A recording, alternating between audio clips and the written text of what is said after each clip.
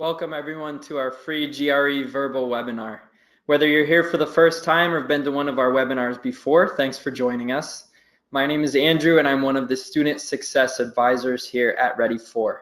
I consult with our students, connecting them with courses that best fit their needs, and I'm happy to be able to host today's webinar and give you all a chance to meet one of our talented instructors. So let's get started. A couple of things to know before we begin. First, you're all muted, so depending on where you are, anything you say out loud might look crazy to those people around you, but it's not going to get our attention.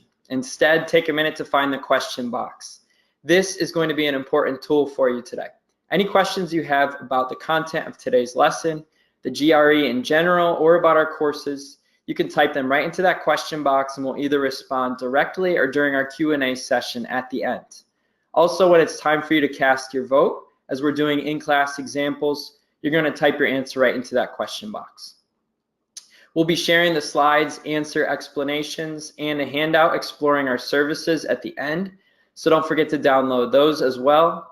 And finally, the session is being recorded, so be on the lookout for our follow-up email after class if you'd like to view the recording or the handouts, especially if you're tuning in now from a mobile device. Here's what we're going to cover today. I'll start by telling you a little about what we do here at Ready4. Then I'm going to pass things off so you can see one of our experts in action. While these free webinars aren't going to teach you everything you need to know for the exam, they provide a solid intro to the test and a chance to meet one of our instructors and get an idea of what our courses are like. I promise that whatever stage you're at in the GRE prep, you're going to take away some strategies that you can apply and continue to improve on throughout the rest of your practice. If you enjoy this session, stay to the end and I'll jump back on and provide some more information about our courses. We even have a special surprise to say thanks for being here.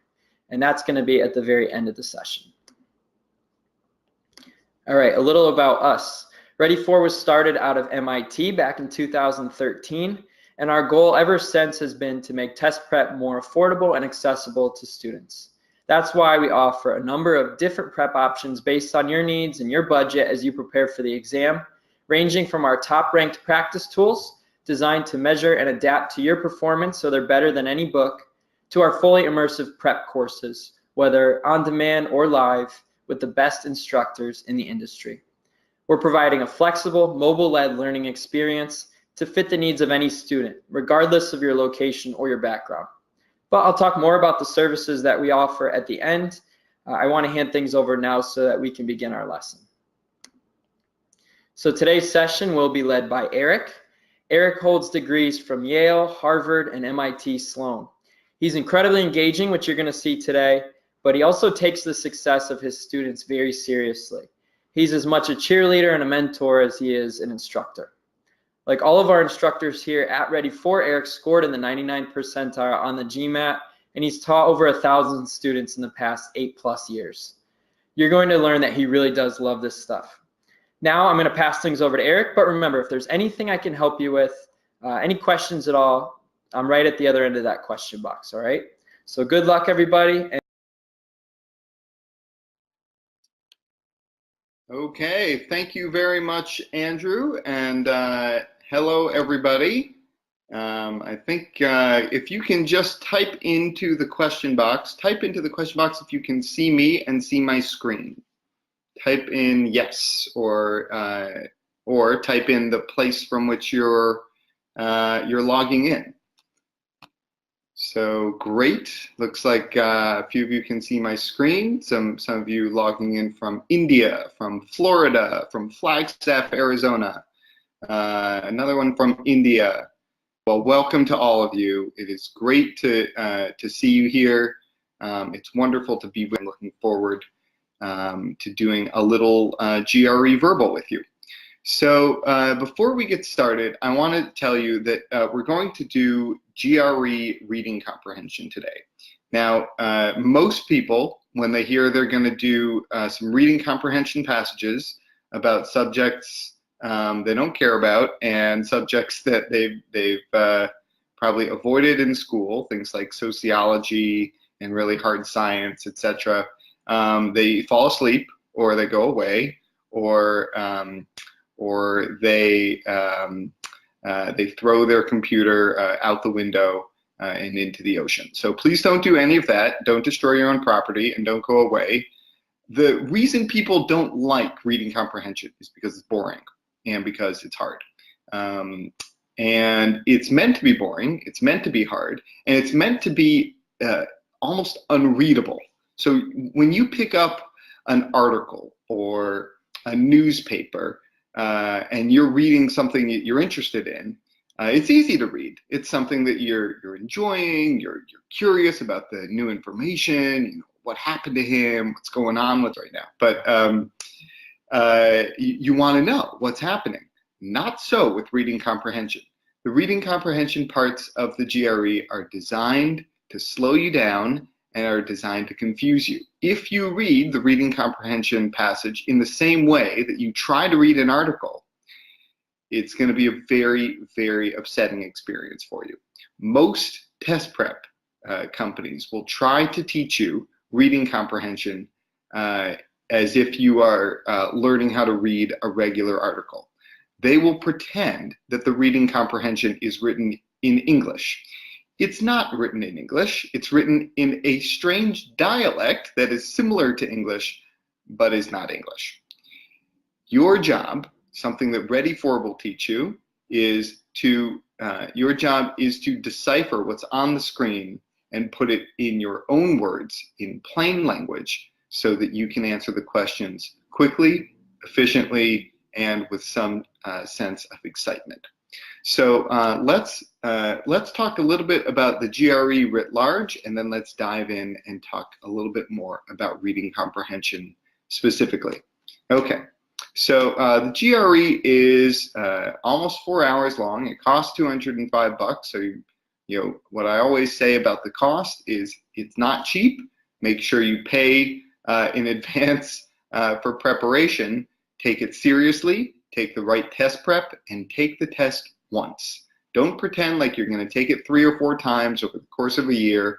Study hard, prepare with the right test prep company, and then you're done after one time. That's the best way to do it. That's what I've always done. You can take the GRE any day but Sundays and holidays. The essay comes first, and you can switch around GRE sections. Not in any order, but in several permutations. Okay, so here are the sections of the GRE. You're going to have 2 essays. They're very formulaic. We will teach you exactly how to do the essays when you take a Ready4 course. Anything less than a 5 means you're not doing it right. You should get a 5 or a 6. A 5, a 5.5, or a 6, that's an acceptable score on the essay. If you're getting lower than that, you have not been taught correctly how to do these essays. They're very formulaic. You should write a certain sentence, and then you write another sentence with very specific kinds of words. You write a concluding sentence, and then you repeat 4 to 6 times. We'll teach you exactly how to do it when you take the course. The sections that are the most important are the verbal sections and the quantitative sections. So the verbal sections you have 20 questions, 30 minutes per section. So you have 1.5 minutes per question. Okay, you have to go fast. That's the point. I always say it's not a verbal test. It's not a math test. It's a timed test. The constrained amount of time that you have to do these questions is not a bug. It's a feature. It's the point of the test to make you go fast. So when you take the Ready4 course, we will train you on speed. We will teach you not just how to answer the question correctly, but how to answer the question quickly. Okay, so that's a little bit about the GRE structure, timing, and scoring. Just so you know, the GRE is a standardized test. The goal of the test maker is to force you into the middle. The goal of the test maker is to make you miss. They're not trying to help you get to the right answer. They're trying to misdirect you. So you need to study with someone who's mastered this. I've taken the GMAT 4 times, the GRE twice, 99th percentile every time. Once you have mastered it, once you've gotten a 99th percentile score, you don't just know the correct answers, you know how you get to the correct answers. I've taught more than 1,000 kids, as Andrew said, and I love it.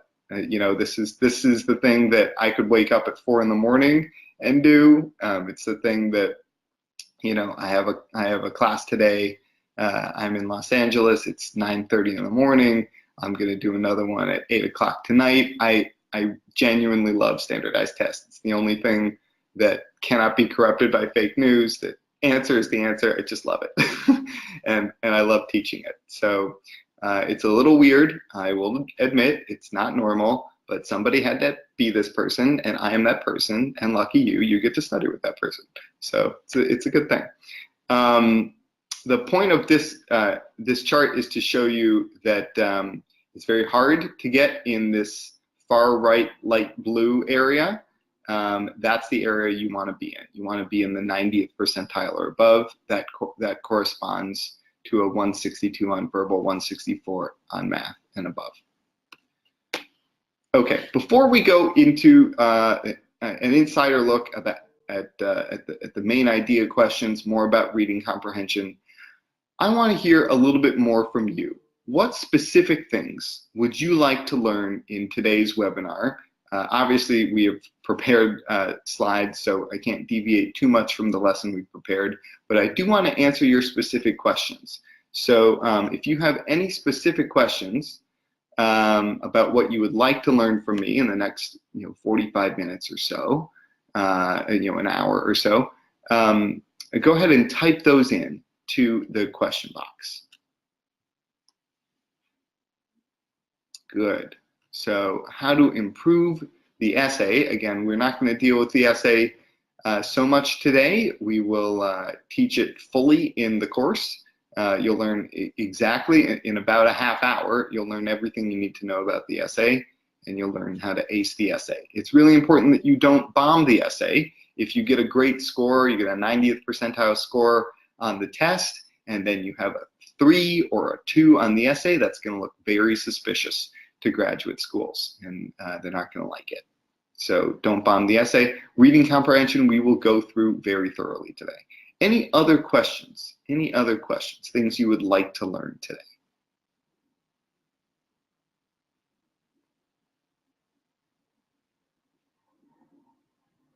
Okay, good. How to really distinguish the main idea. Good. That's the #1 thing you need to understand when you read a reading comprehension passage is, what the heck is this talking about?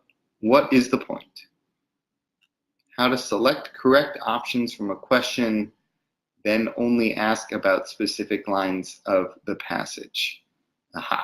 So detail questions. We'll talk a little bit about detail questions today. Anything else? Anything else? Stuff you would like to learn or know? Anything about getting into Harvard or Yale or MIT or Stanford or any of the schools I've gotten into, or about grad school in general, anything. How much recommended time to spend reading a passage? Very good. We'll talk about that. Anything else? Does learning 3,500 words really matter, as people generally say? No. So anything, if people tell you, oh, you have to know 8,000 words, you have to memorize these 2,000 words before you can take the test, hogwash, absolute poppycock. I'm using euphemisms for a word I cannot say because this is a family broadcast, but that is not correct. You need to have a facility with the English language.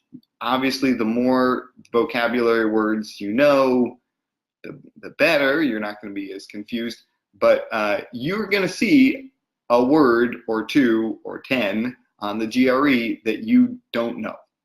That is going to happen. It happened to me. I missed the word PELF. I did not know what P-E-L-F meant. It was on my GRE.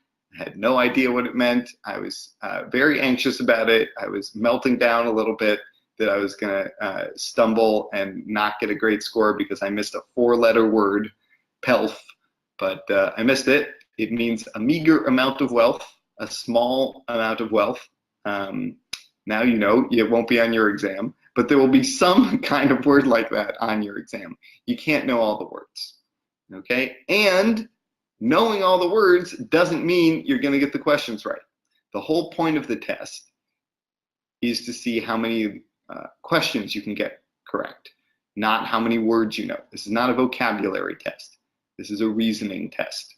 So I'm curious about who told you that very specific amount of words, but I bet they didn't get a 99th percentile score. If they did, great, but there's no specific number that you need to learn. The more you read, the better, but there's not a hard and fast number. Okay, let's dive in to the lesson. Are you ready? Let's do it. Okay, so today we're going to talk about reading comprehension passages. As I said, we're going to get familiar with how the reading comprehension works. We're going to learn how to differentiate between different types of passages. We're going to talk about main idea questions. We're going to talk about specific strategies for attacking the reading comprehension section. And we're going to talk about the common types of wrong answers, so you can identify traps and avoid those traps.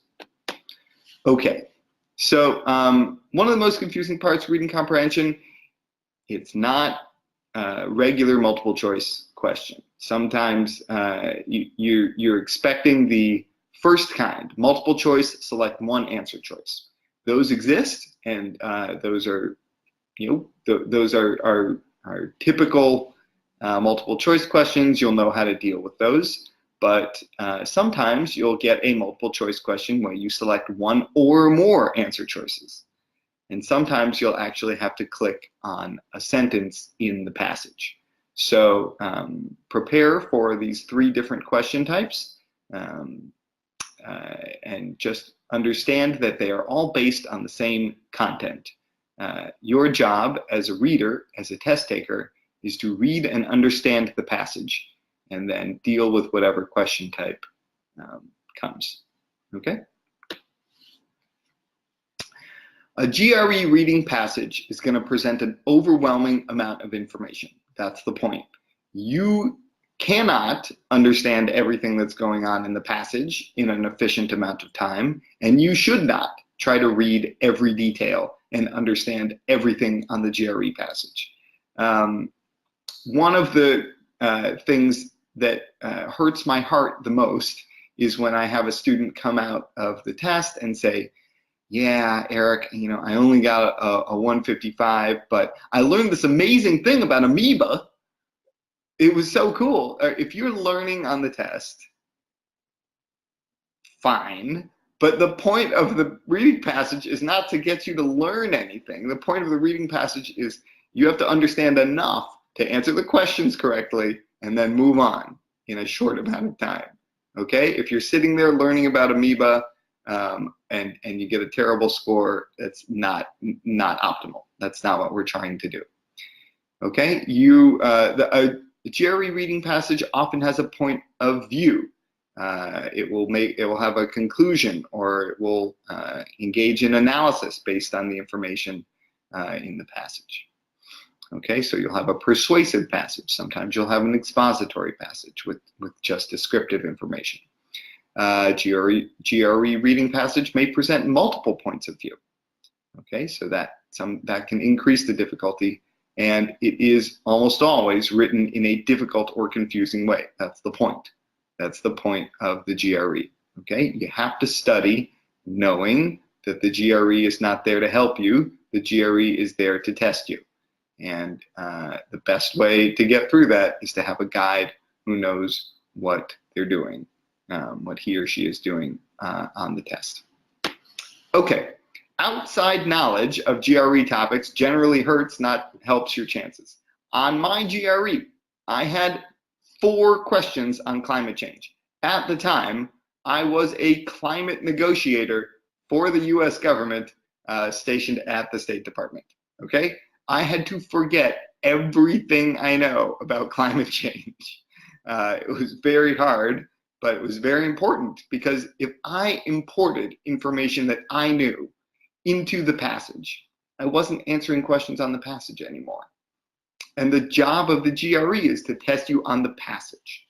So you don't need to know anything really about the topics that the GRE writes reading comprehension passages about. You just need to be able to analyze the passages they give you.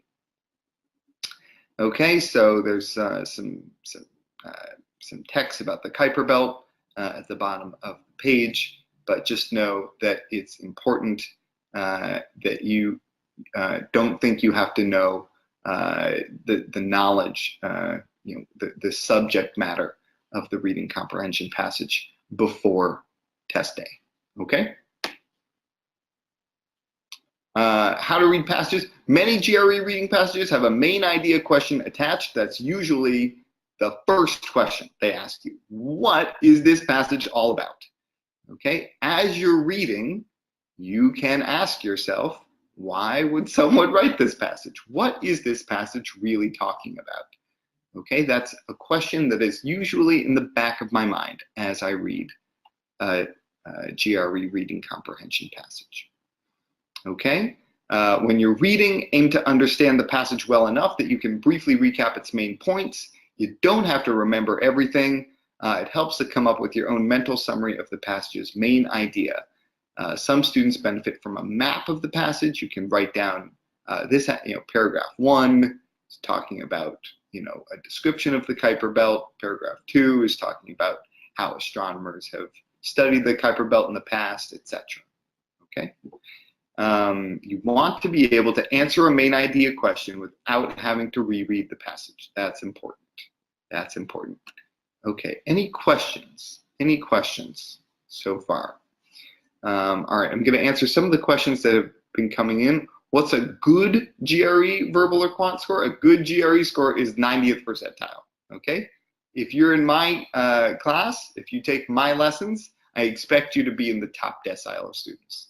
Okay, we said earlier, GRE verbal 162, GRE quant 164.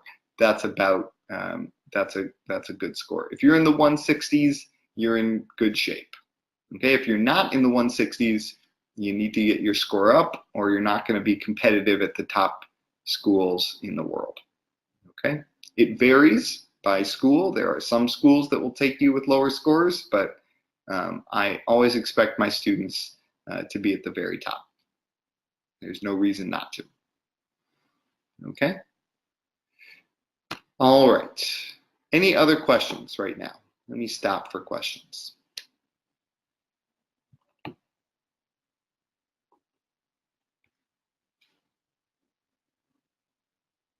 Okay. All right. Well, let's move on then.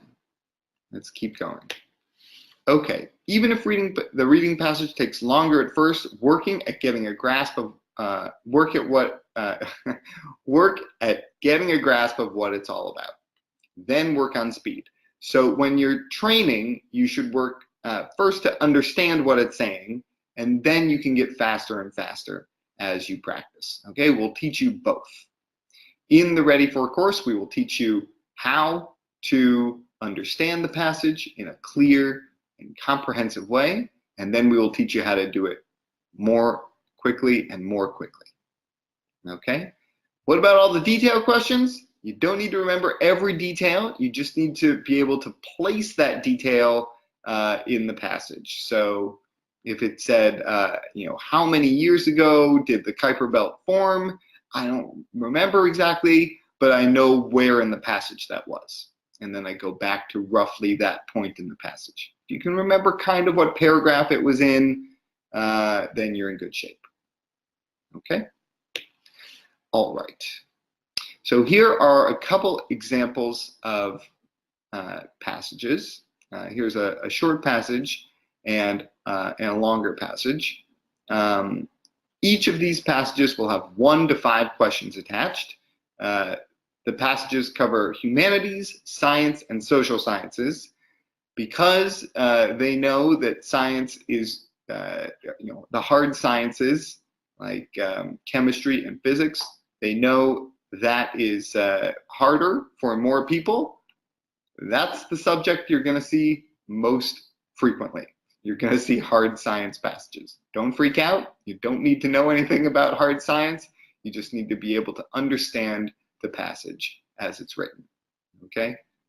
You don't have to import your own knowledge from outside into the passage. Okay. Let's talk about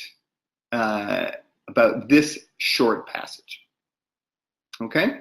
So the question is, what's the main idea? Okay, good to know. But here is how you read it. There are two ways to read it that are equally disastrous. I'm going to read them in sequence right now. So here is a disastrous way to read this passage. In recent years, many pet parakeets have died after developing seizures, and virtually all had unusually high levels of zinc, which can cause seizure disorders in their bloodstreams. The only way these caged birds could have encountered this can cause seizure disorders in their bloodstreams. The only way these caged birds.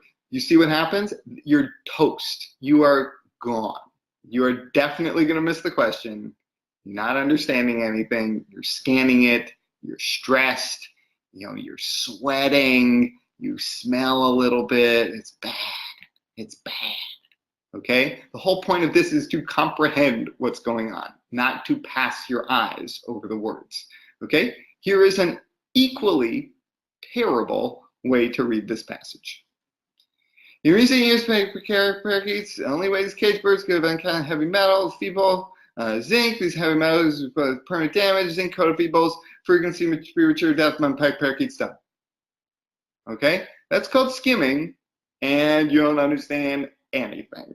Nothing. You don't know what's going on. If I asked you, what did you just read? Tell me a story about it. What happens next? You would have no idea. You'd have to go back to the passage and read it over again. The whole point of reading comprehension on the GRE is to read and then comprehend. If you are doing anything else, you are doing it wrong. Okay, so here's how we teach it at Ready For. I am going to actually pull out my notepad and make notes as I go along, and I'm going to narrate every single word that goes through my head.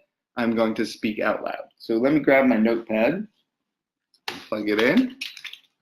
I am excited about parakeets. Okay. Here we go.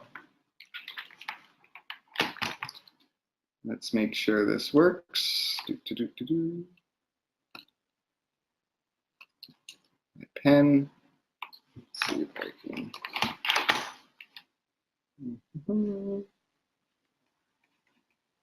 Okay. All right. Here we go. In recent years, okay, so lately, so like let's just say like 2016. In that year, many pet parakeets, so Polly Cracker, it's a famous parrot, have died. Oh no. Parakeets have died after developing seizures. Oh, that's terrible. And virtually all had unusually high levels of zinc. Zinc! Ugh, zinc, the bastard chemical zinc. Zinc's causing the seizure. Wait a minute. Let's see what's happening with zinc, which can cause seizure disorders. Zinc can cause seizure disorders. Huh. So there are a lot of parakeets. They've died after developing seizures, and virtually all, not all, but virtually all, had a bunch of zinc in their system, and we know zinc can cause seizures. Oh, that's terrible. That's awful. The only way these caged birds, the parakeets, could have encountered this heavy metal, the zinc, this is talking about zinc,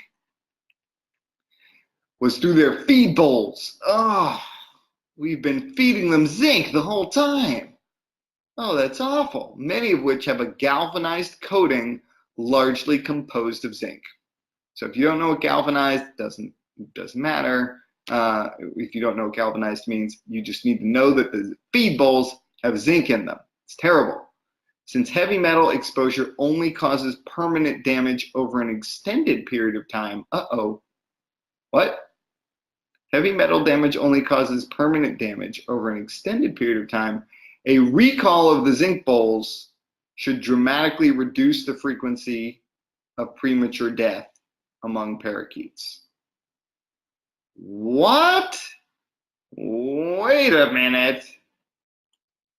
That last sentence says, since you can only get permanent damage from zinc over a long period of time, snatching those bowls away is going to reduce the frequency of death among pet parakeets. Is that true? Well, it might be true. It might be true if you need to get to like 100 grams of zinc. And right now there are all these birds out there that are at like 99 grams of zinc, but they haven't eaten that last little bit of zinc. And so since we're going to recall those bowls right away, they're never going to get to that fatal dose. And so they're going to be fine. But I don't think that's how it works. I think if you have zinc in your system, you're going to have it in your system, and then you're still going to, it's still going to be a lot of parakeet deaths. So I don't know if that last sentence makes a lot of sense. That's some very suspicious logic. Okay, and you should flag that right away. What is the main idea of this passage? What do you think the main idea of this passage is? What is the author trying to say? What does the author think? Go ahead and type in what you think the main idea of the passage is.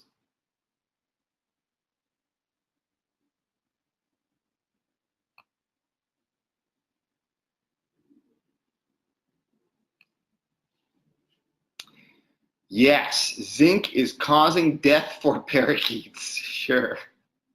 Yep. Zinc is a bad thing for the birds. Bad thing for the birds.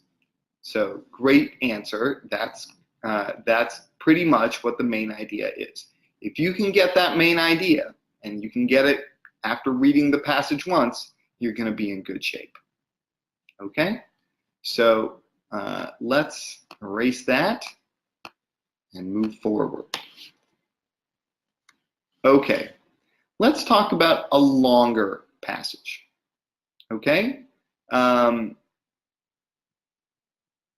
So I'm going to start it off for you, and then I'm going to go away and let you finish it, and then type in the main idea when you have it. So again, I want you to read it in a way that is entertaining for you, in a way that is exciting, in a way that is engaging. So here's how I would start it. In Invisible Man, this is a book or film or something, Ralph Ellison does not reject the folk and oratorical traditions of Black culture in the United States. So he doesn't reject. So he's like, I'm going to accept, or I'm going to say, okay, folk and oratorical traditions of Black culture, I'm going to consider you in my book. Instead, he intertwines them with his narrative. So he accepts them, he uses them, even as he finds additional inspiration in more traditional Western literature. So he's like, Ralph Ellison is accepting all the folk and oratorical traditions, but he's also citing Ulysses or, Anna Karenina or something.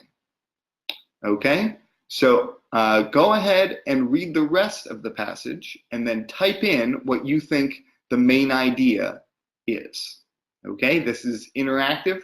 As soon as the first 2 people respond, I will come back and we will talk about it. So I'm gonna take my face off the screen just for a minute or a minute and a half until 2 of you respond. Go.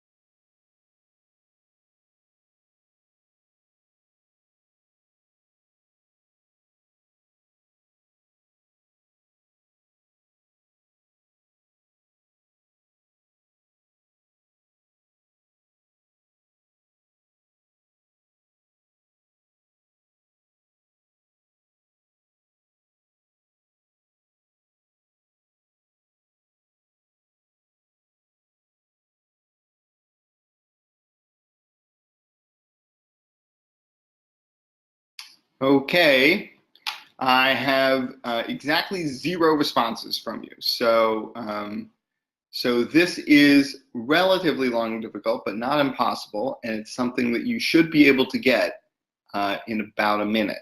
So if you can't, you really need to sign up for test preparation from someone who can help you parse this. So anybody, okay, so I have one answer, but it's wrong. So does anybody have any answer to what this is about? This is a mid-level passage. So there is like a whole there are 2 or 3 other levels above this that are harder. So if you're having trouble with this one, you're gonna have test prep is in your future. So okay, so no. Okay, so so nobody knows what it is. Here's the thing. It's talking about a book. It's talking about how this guy wrote a book. There's a critic who says this Ralph Ellison who wrote the book, he hasn't outgrown a bombastic and overwrought style, so he's just writing in this crappy style, and you know, he has talent, but he's doing some terrible stylistic things. But what's going on is that Ralph Ellison is intertwining Black culture and Western literature. He's intertwining these 2 things, and the critics think it's a bunch of gobbledygook. The critics, Prescott and Dunhart, they think that Ralph Ellison is off his rocker. They think that all of this Black culture is, quote, merely incidental to the plot. They're just, quote, obscure railings. It's like not important at all.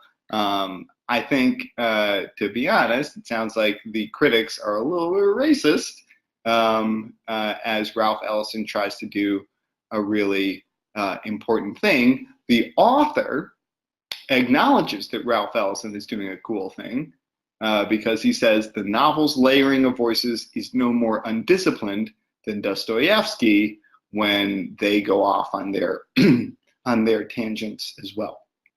So he's talking about how this book is a cool book and its critics are racist, and Ralph Ellison's doing some really impressive stuff. That is the main idea of the passage. Okay, if that was hard, if that was unclear to you, you need to be reading more of these kinds of passages, and not just reading them. You need to be reading them with someone who can translate them into plain language. Okay, does that make sense? Okay, some of the answers that you guys gave, the passage discusses different views.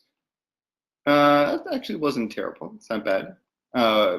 Discuss different views. That's okay. Discussion about 2 forms of writing. That's wrong. The explanation of a novel. No. Novel's narration from different people's points of view. It's too vague. Okay. That's not the main idea. If I said, you know, children are being, separated from their families at the U.S.-Mexico border, and people are up in arms about it, and this is a presidential policy, and it's based on a congressional, congressional action, that happened 20 years ago. And then I said, what's the main idea of what I'm talking about? And you said, a policy of the United States. It's not just vague. It's so vague it's wrong. Okay. What I was talking about was immigration, and specifically immigration at the U.S.-Mexico border. So you have to be able to be specific. You have to know exactly what the passage is talking about. Okay? Vagueness, not going to help you. Not going to help you here. You really have to be able to understand, comprehend what the passage is all about. Okay, let's move. Okay, main idea questions. You have to identify why the author did something. What is the author's primary purpose or main concern? The correct answer will offer the best, not necessarily the ideal, summary of the passage. It may also be the best description of what the author's trying to do, the author's purpose. Best answer will apply to the whole passage, not just part of it. Okay. Read and map the passages necessary. Take notes. I'm a frequent note taker on reading comp. Read the main idea question stem. That's the actual question. Read it carefully. If you understood the passage, you'll already know the answer. You'll already have a sense of the answer. Okay, make a prediction of what the answer will be, and then go match the answer choices to that prediction. That's the best strategy. If you are reading the answer choices without having an idea on your own what the correct answer is, you are in some deep, deep trouble. Okay? You have to know on your own what the passage is about. The answer choices on the GRE are designed to make you miss. Do not go looking for the correct answer in the answer choices without having an idea of what you want on your own. Okay? So let's do this one together. Okay? Since you had a little bit of trouble with that previous passage, I'm going to do this one with you. Okay? So follow along as I translate this passage into plain English and get the answer in about 2.5 minutes. Okay? On the test, I would get it in 1.5 minutes, but let's do it slowly so that we can all go together. Since Earth's moon is not quite round, so the moon's not quite round. It's like a little oval or something. So it's not quite round like most other moons are. Cool. So most other moons are perfectly round, but not Earth's moon. Something must have occurred during its initial formation to result in its non-centered mass and highly varied topography. It's got a bunch of mountains. It's like not exactly a sphere. It's like maybe like a little, maybe like football shape. I don't know. They're saying that the moon is not quite round. It's got some stuff on it. Debates proliferate. There are a bunch of people talking about what sort of event might be responsible. Why is the moon so funky shaped? Some geologists say that the moon absorbed a smaller companion moon before its crust was fully formed. Gross. So it just absorbed some other moon in some freaky way, or like the other thing crashed into it, and so it's got a little bump. It's like, has this like other moon sticking out of it. Weird. Okay. Yet this scenario, while dramatic, is inconsistent. The author thinks it's not likely, with models that take into account the moon's mass and shape before multiple later impacts formed its several enormous craters. Blah, blah, blah, blah, blah. This scenario, the author does not think is very likely. More plausibly, more likely, complex gravitational interactions between the Earth and the moon. So the Earth is so attractive that it is attracting the moon. It's it's using its gravity on the moon. So complex gravitational interactions resulted in uneven cooling of the nascent satellite. So it was super hot at some point, and it cooled like a bad cookie. It's cooling in weird places at weird times. Actually, similar to some bad relationships I've had. It's cooling at the wrong places at the wrong times, and it's getting a little bumpy. Okay, you following me? All right. Such a scenario would also call for a gradual reorientation of the moon's polar axis to its present angle from an original axis. Oh, so if it's cooling in a weird way, the axis of the moon is also going to get thrown off with a difference of about 36 degrees, a shift concurrent with its shape change. So this explanation, the complex gravitational interactions explanation, the author seems to like it a lot. There's uneven cooling involved, and there's some sort of reorientation of the axis. Cool. So the author of this passage is mainly focused on what?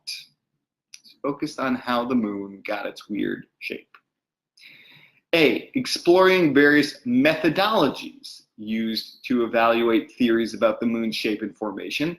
That's a big word, but that just means methodology is like, well, did you use a telescope? Did you use your naked eye? Did you use a magnifying glass?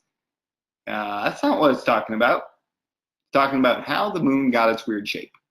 So I'm going to use a method I call champion slot. Champion slot is I have to have one answer that is the best answer so far. And then I compare that to the next answer choice. So A is the best answer so far, but I don't like it. So, question mark. B, exploring some theories about the moon's shape and formation.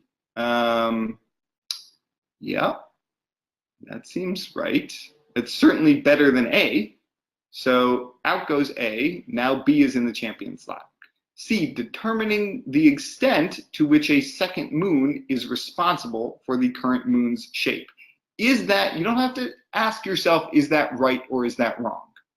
You only have to say, is that better or worse than B? Is C better or worse than B?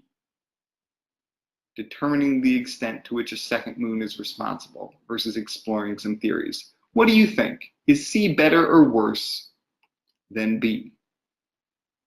Go ahead, type it in. Yes, you got it. It's worse. It is definitely worse. So B is still our champion. Now let's go to D.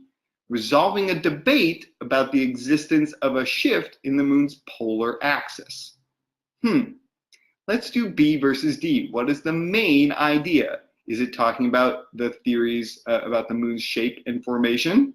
Pretty much what I had pre-phrased, what I had said up front. Or is it resolving a debate about the existence of a shift in the polar axis? What do you think, B or D? B or D? Yep, B is better. You got it. You got it. So there goes D. Resolving a debate about the moon's shape prior to the formation of its craters. So now we have B versus E. And here's the question. Is it exploring some theories or is it resolving a debate about the moon's shape prior to the formation of its craters, or is it talking about the shape now? What do you think, B or E? Is it B or E?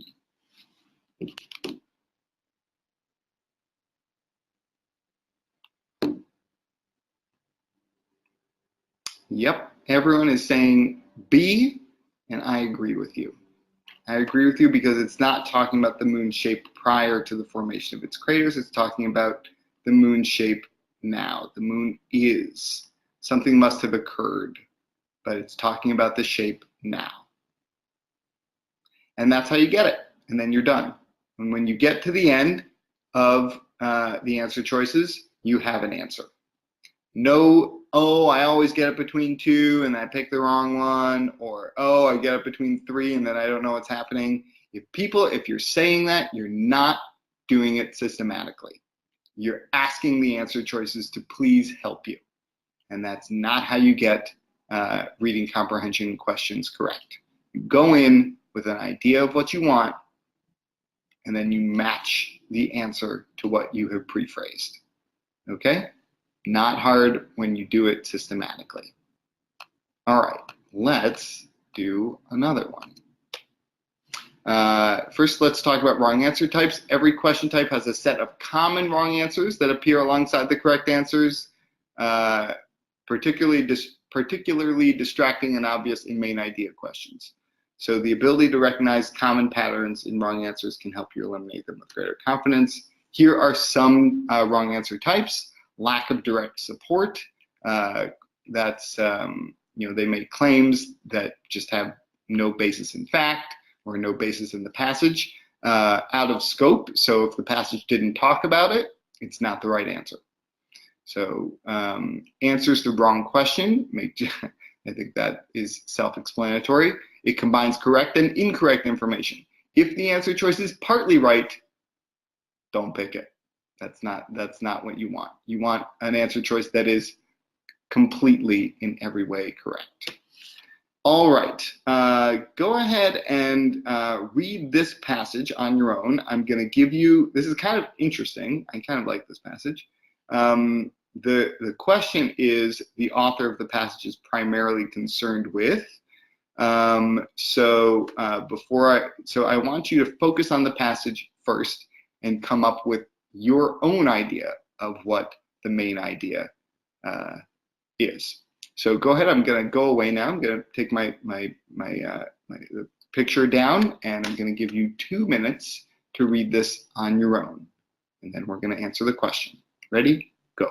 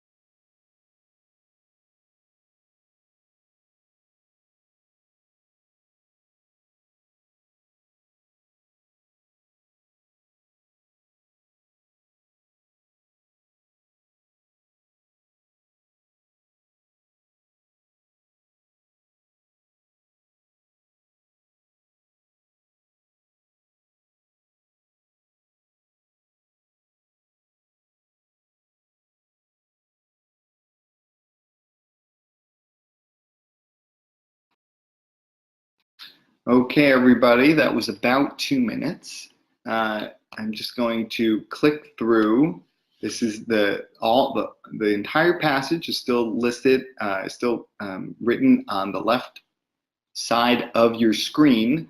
But go ahead and come up with an idea, your own phrasing of what the author of the passage is primarily concerned with, and then go match it to one of the answer choices. So I'm going to go away again and go ahead and as soon as I get 2 responses, I'll come back.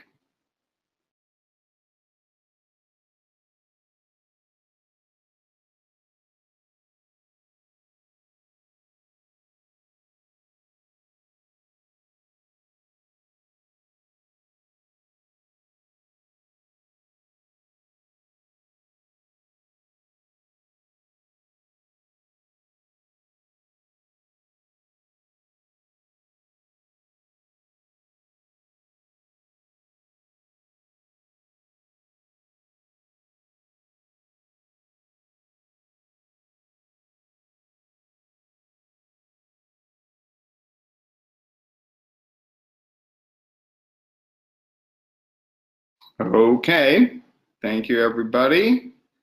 I'm gonna wait for at least one response that is correct.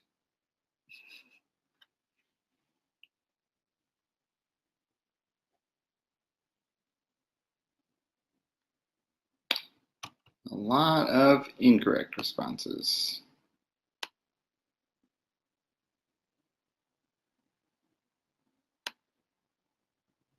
Okay, still no correct responses.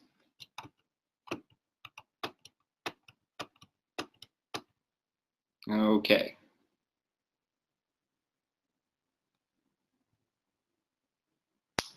All right, so nobody got it right. Yeah, still nobody. Here's the thing, guys. These are middle of the road. One person, yes, one person got it correct. Now we have 2. Okay, for the 2 of you who got E, thank you. For everyone who got A, I would say I would be disappointed in you if I had taught you. So if you're answering questions like this A after 1 or 2 Ready For classes, then I'll be disappointed. But right now, I'll just say This is what the GRE does. It offers somewhat plausible answers that have a really crucial weakness, and it's your job to spot it. Okay, these answer choices are designed to make you miss. So answer choice A is the sucker choice. If you study on your own, you're gonna end up choosing a lot of things that are answer choice A. You get 0 points for answer choice A. The author of the passage is primarily concerned with explaining how a city's experience of a weather disaster. Definitely talked a lot about a city's experience of a weather disaster. There was definitely a weather disaster. There was definitely underground transit system. And it uses the word originated. Did the experience of a weather disaster originate the idea of an underground transit system? Prior to the natural disaster, New York City had considered building an underground. Okay, it's not ambiguous. It's not maybe it's A. The first sentence of the third paragraph said, before the disaster, New York had considered building an underground railway. A is definitely wrong. And you have to see the word originated. Okay? If you are trying to match words, oh, A has the words city and weather and underground. If you're playing the matching words game, you're in deep trouble. That is not the test. You're going to get a very poor score. All right? You have to comprehend what's going on, and you have to read the whole passage. Now, first sentence of paragraph 3 says, New York City was thinking about this way before. So A cannot be right, and A is super wrong. All right, B, contrasting the participation in subterranean travel with the experience of elevated railroad transportation. What about the weather disaster? That is not what the author is primarily concerned with.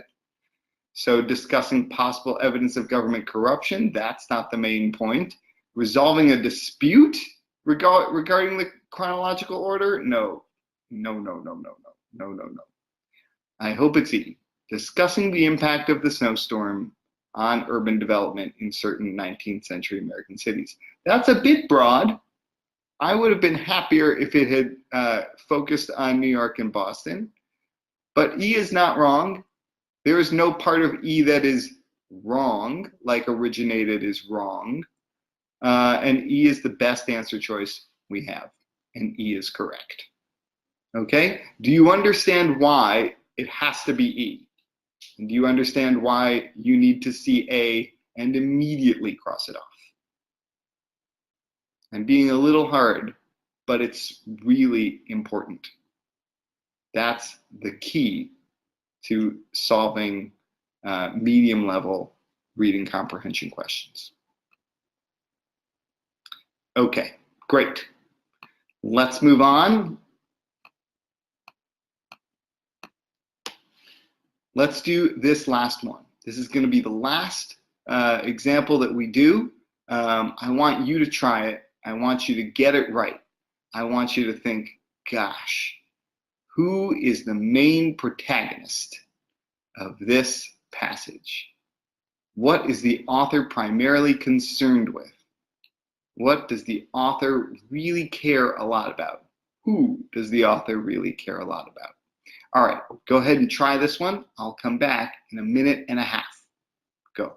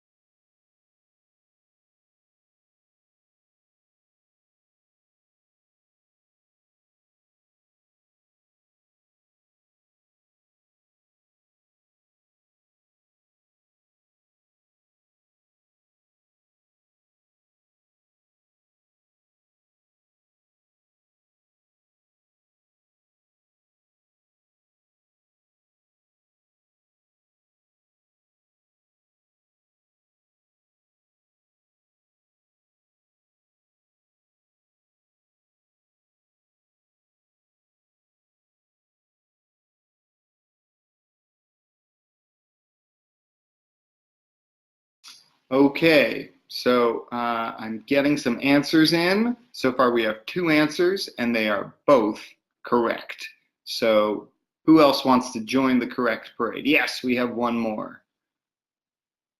Okay, one more, excellent. Remember, who is the author most obsessed with? Great. All right, almost everybody getting it correct. All right. For those of you who answered B, great job. It is B. Why is it B? Because the author is primarily concerned with Frank Lloyd Wright. Okay? Anything that does not mention Frank Lloyd Wright is going to be suspect. So is he contrasting the predominant styles of architecture in 2 eras? Is that what he's most concerned about? I think he's most concerned about Frank Lloyd Wright. And so A maybe, but between A and B, describing the unique characteristics of Frank Lloyd Wright's architectural style, I think that's certainly the primary thing going on in this passage. The passage doesn't oscillate between Frank Lloyd Wright, Prairie style, and Victorian style. It really focuses on Frank Lloyd Wright's style. So B beats A. Does the author advocate for increased prevalence of Frank Lloyd Wright? No, he does not. Detail the impacts of the Prairie School on later architectural movements, doesn't mention later movements at all. Does he describe the qualifications required for an architect to be considered innovative? No, he's really talking about Frank Lloyd Wright. Answer choice B is correct. For those of you who got it, very well done. Very well done. Okay, any questions on this one before we move on? Any questions?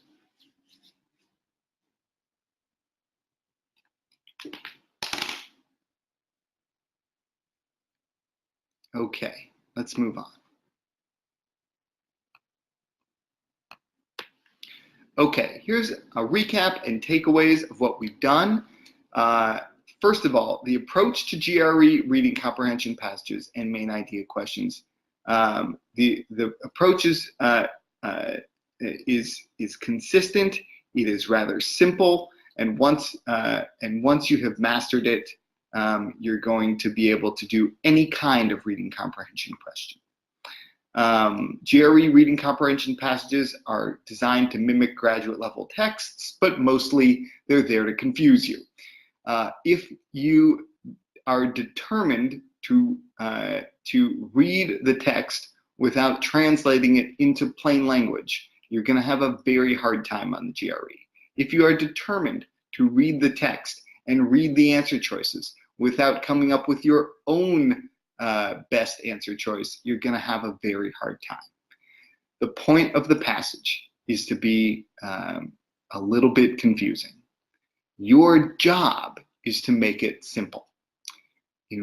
With Ready For, we will untangle all of the tangled parts of reading comprehension. We will teach you how to do this in a way that is easy, in a way that is a little bit fun, and in a way that engages you with this really complex text. Main idea questions can be easily dealt with using the process of elimination, the champion slot method, which we introduced today. Wrong answer types, there are 4 common wrong answer types. Lack of direct support, out of scope, wrong questions, combines correct and incorrect information. The correct answer choice will be completely correct, and it will be closest to the answer choice that you came up with on your own. Okay, we have some additional practice examples in the deck. We're not going to do them today. These are for you to do at home. Here is example 4, and here's example 5. So if you'd like to practice even more than what we've done today, we have the app, which Andrew and the Ready For team can tell you about. There's the official guide to the GRE, the main book, which I highly recommend.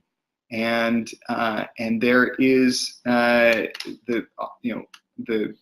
tests that the ETS gives you when you sign up for the GRE. I strongly recommend you do anything and everything that the ETS puts out there. They are the test makers. They have their practice questions are most similar to the real test. Beyond that, you need to study with people who have mastered the test. Not people who've done well, not people who say they've done well, not people who are very confident but don't have the score to back it up. You need people who not only have 99th percentile tests, but who have also used those tests to go to the best schools, the schools you want to go to, or that you would like to, you would dream of going to. Ready For has those tutors. Ready For has that curriculum. Ready For has that experience. You sign up with us, you're not just going to get reading comprehension correct, you're going to get a lot more verbal correct, and you're going to have a great time. Thank you all so much. It's been a pleasure to be with you this last hour or so, and I hope I will see you in class. Thanks very much.